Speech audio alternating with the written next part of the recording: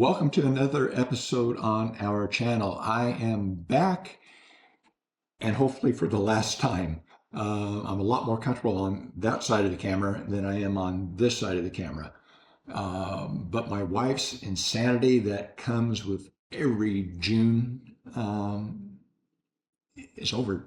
Well, it's diminished. It's down to a dull roar. But the hard part is over. She's over the hump. And resting and recuperating. She will be back tomorrow. That's the primary purpose of video, to let you know she will be back tomorrow and an update. If you will remember, yesterday, I wasn't a happy camper. We got a 3D printed model of the Walking Dead character Michonne.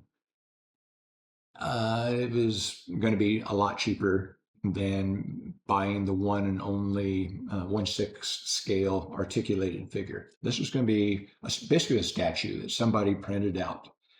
And I had multiple pieces laid out, and they were all, well, I think I referred to the entire print of all pieces as a train wreck. There was a little bit of liquid resin on a couple of pieces. There's supports everywhere. Sanding had not been done.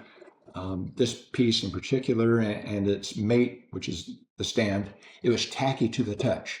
And if it's tacky to the touch, it usually means that it didn't spend enough time under an intense UV light.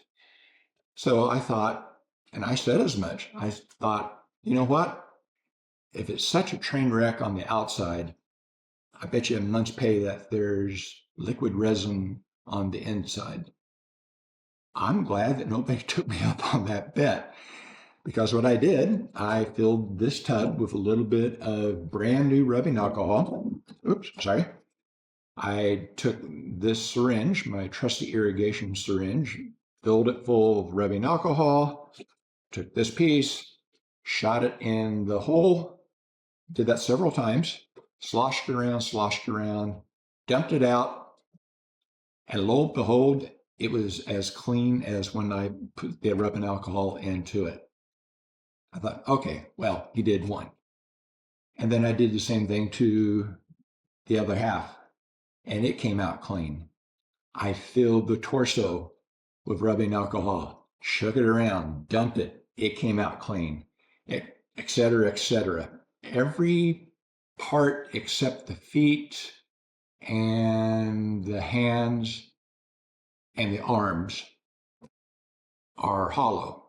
Not a single one of them had a trace of liquid resin on the inside.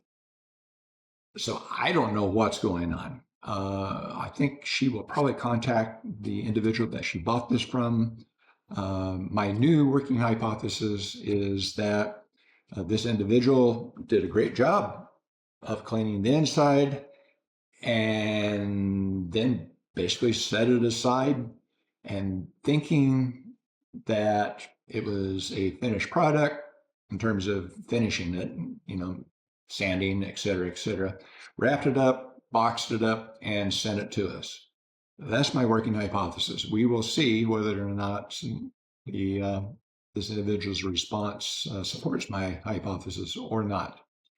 So with that in mind, set this thing to the side because it stinks of rubbing alcohol. That reminds me, before I sign off, one thing I forgot to tell you yesterday, if you do get a 3D printed model from somebody, Etsy, eBay, from a person's website, and you open it up, and there's liquid resin anywhere on it. If it's tacky to the touch anywhere, wrap it back up and let the individual know that you want a return and your money back. If you're not used to dealing with 3D prints, don't try to clean it up on your own. It's just toxic stuff. If you don't know what you're doing, you might get it clean, you might not. If you consult enough YouTube videos on cleaning, it's unlikely that you have a UV light, so you'll have to set it out in the sunshine for a day or so in order to get it not tacky. Um, but just wrap it back up and send it back to the individual. Do whatever due diligence you need to do with eBay, or I don't have no idea how Etsy handles that sort of thing. But anyway, I forgot to tell you that yesterday, and that was probably that's probably the most important thing I could have told you. If you get an unfinished print, wrap it up, send it back, don't mess with it.